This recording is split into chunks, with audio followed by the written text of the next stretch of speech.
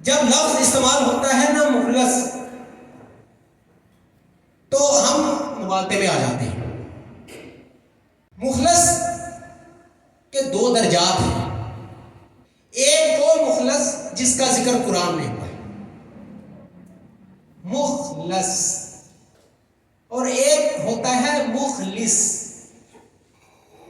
مخلص اور مخلص کی تعریف یہ ہے کہ جو مخلص ہوتا ہے وہ محفوظ ہو جاتا ہے ہر طرح کے خطرات، ہر طرح کے احساسات، ہر طرح کی خواہشات سے محفوظ کر دیا جاتا ہے۔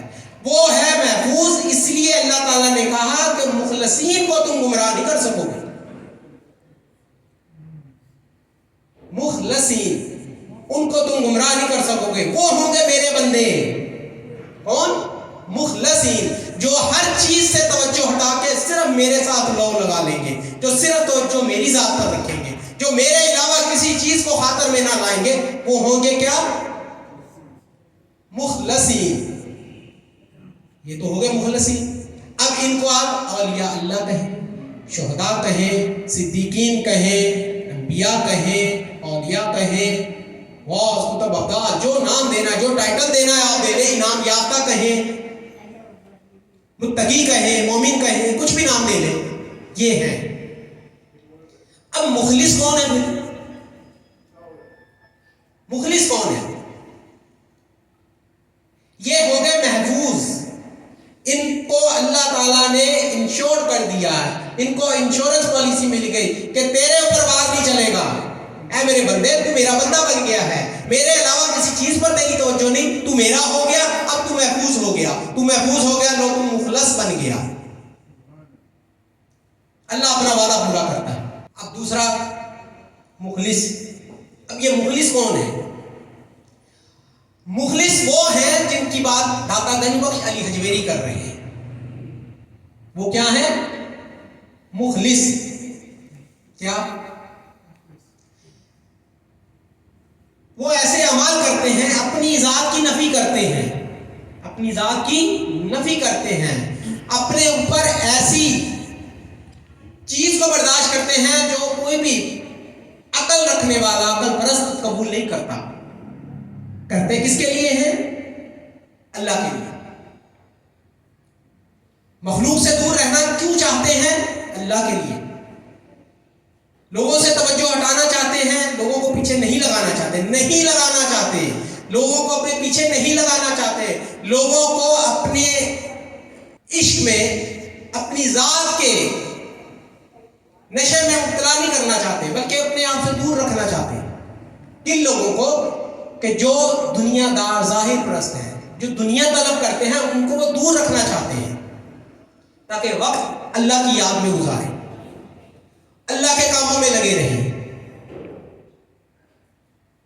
اب جو اس سوچ کے ساتھ اپنی زندگی گزار رہا ہے کہ نہ ان کو پیسے کی طلب، نہ شہرت کی طلب، نہ عزت کی طلب، نہ لوگوں کے جمع غفیر کی طلب، نہ ان کو بھیڑ چاہیے، نہ ان کو اپنے آگے پیچھے پروٹوکول چاہیے، نہ ان کو کسی طرح کا منصب چاہیے، نہ لوگوں کی آمد و رفت چاہیے، نہ لوگوں سے کوئی غرض ہے، کچھ بھی نہیں ہے۔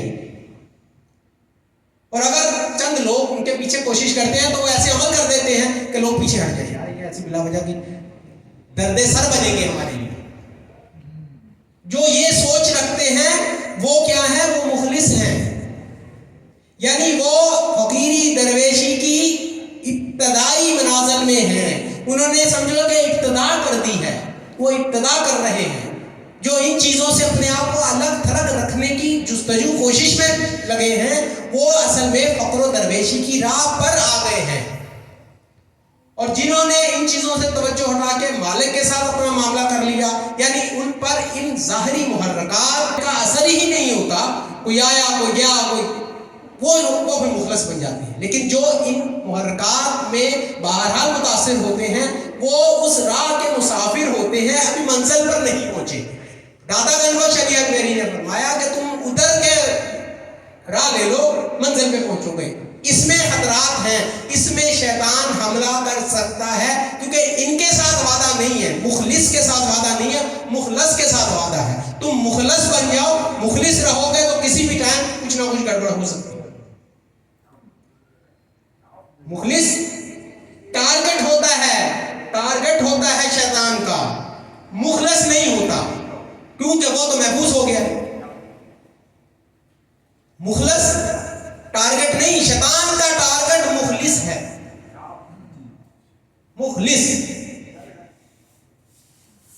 مخلص کون ہے؟ میں نے فخر و درویش کی تصوف کی ٹرم میں آپ کو بات سمجھا دی، جو اللہ کی طرف رجوع کر لے.